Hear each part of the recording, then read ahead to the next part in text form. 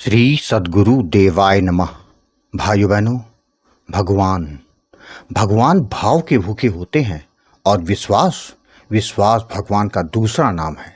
जो भी साधक भाव और विश्वास के साथ प्रभु का नाम जप करता है उसका जीवन जरूर बदल जाता है।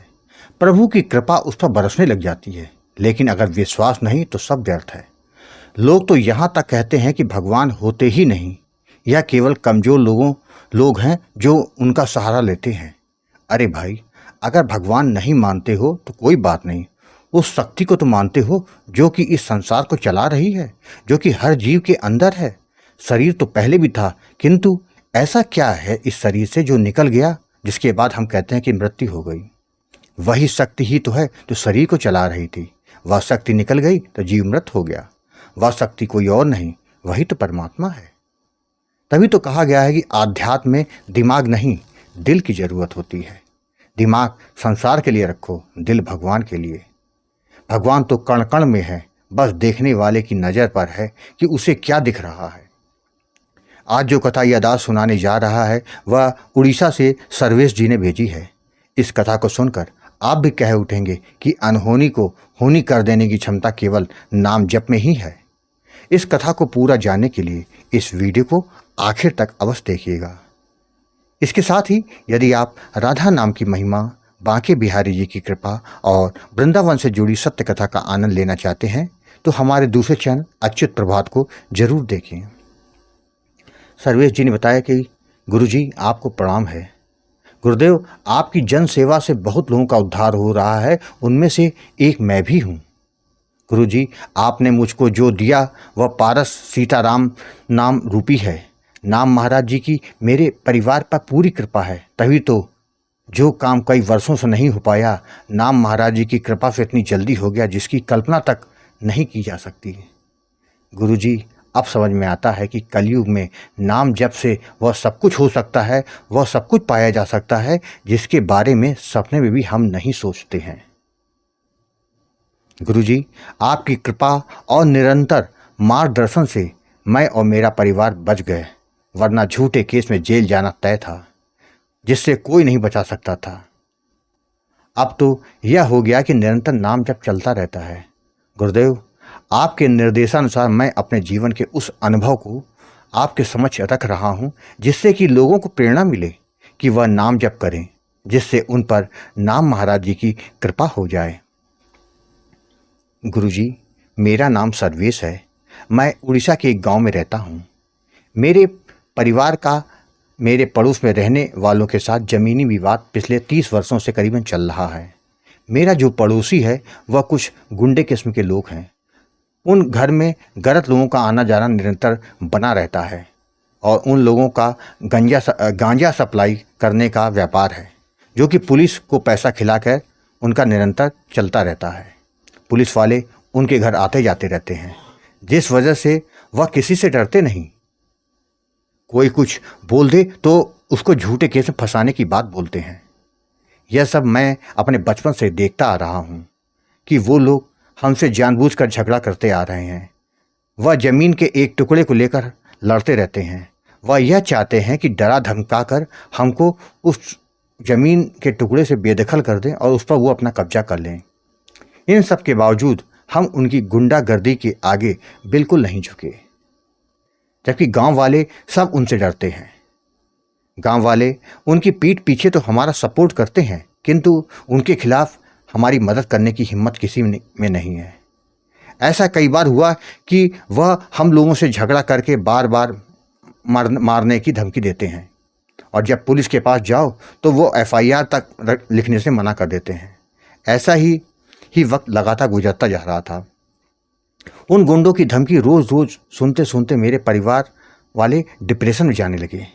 यह 25 अप्रैल 2017 की बात है। सुबह सुबह उन गुंडों ने हमारे घर के सामने हंगामा शुरू कर दिया। जब मेरे पिताजी उनको मना करने के लिए घर से बाहर गए तो उन लोगों ने पत्थर और लोहे की रॉड से अचानक उन पर हमला कर दिया।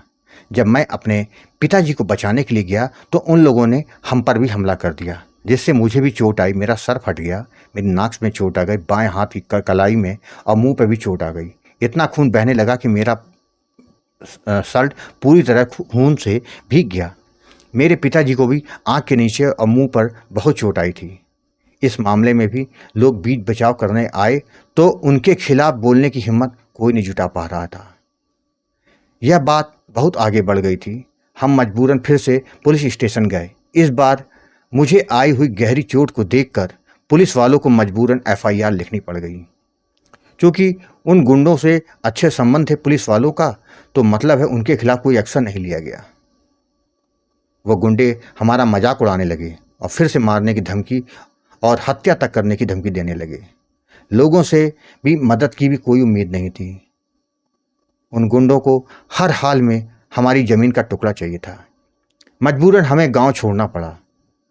फिर भी उन गुंडों का मन नहीं भरा और हमें ब्लैकमेल करके हमारी ज़मीन हड़पने के लिए अक्टूबर 2017 को मेरे पूरे परिवार, जिसमें मैं, मेरे पिताजी, मेरी माताजी और मेरी बहन के खिलाफ एक झूठा कोर्ट केस दायर कर दिया।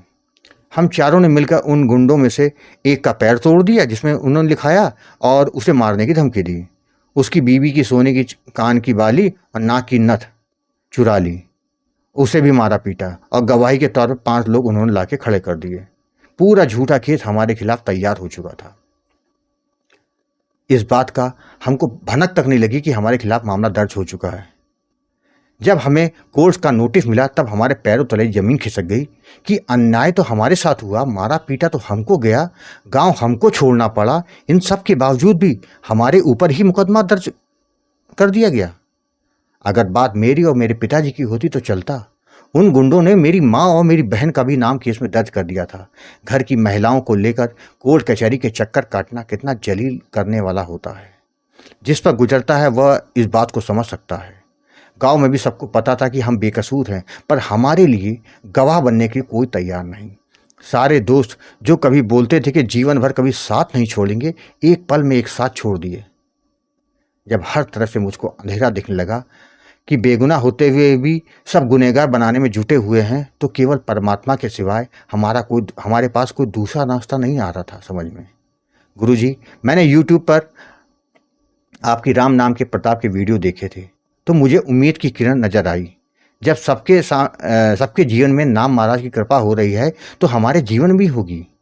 गुरुजी, आपसे मैं 21 फरवरी 2024 को मैंने संपर्क किया और अपनी सारी समस्या बताई, तो आपने समझाकर हमें सीताराम नाम का दान दिया और विधि के साथ सावधानी पूर्वक जपने को बताया।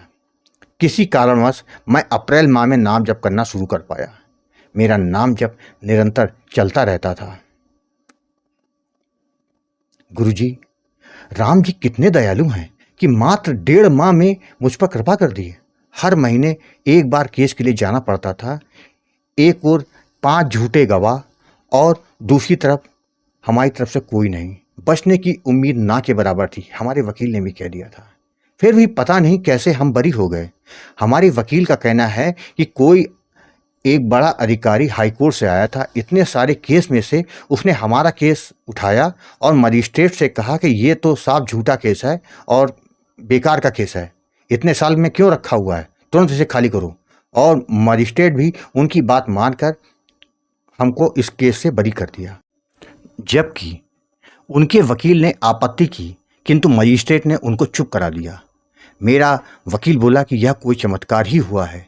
गुरुजी, जो केस 7 साल से चल रहा था वो मात्र 1.5 माह में नाम जप के प्रभाव से समाप्त हो गया। गुरुजी, आपका जितना धन्यवाद करूं उतना कम है। आपकी वजह से मुझे परम पवित्र सीताराम नाम की महिमा के बारे में पता चला। आपसे ही मुझे नामदान मिला। अब तो मरते दम तक नाम जप नहीं छोड़ूंगा। जिंदगी में और भी परेशानियां हैं, पर मुझे पूरा विश्वास है कि नाम जप से वो सारी परेशानियां अपने आप दूर हो जाएंगी। भाइयों बहनों, आपने देखा राम नाम से क्या कुछ नहीं हो सकता। जो नाम पर विश्वास करता है उसका जीवन उज्जवल हो जाएगा, प्रभु की अनुभूति होगी, केवल निष्ठा बनी रहे। इस बात का ध्यान रखा जाए, नाम से कल्याण अवश्य होगा। आपको कथा अच्छी लगी हो तो कमेंट में जय श्री राम लिखना मत भूलिएगा, जिससे दास का मनोबल लगातार बढ़ता रहे और अच्छे प्रेरणादायक वीडियो आपको प्रस्तुत करता रहूं। आपसे निवेदन है, अगर आपके पास भी राम नाम का अनुभव हो तो उसको मेरे ईमेल या व्हाट्सएप पे भेज सकते हैं, जिस पर वीडियो बनाकर अपने चैनल में अवश्य प्रस्तुत करूंगा। ईमेल का पता, व्हाट्सएप नंबर वीडियो के डिस्क्रिप्शन में दिए हुए हैं। जय जय सीताराम।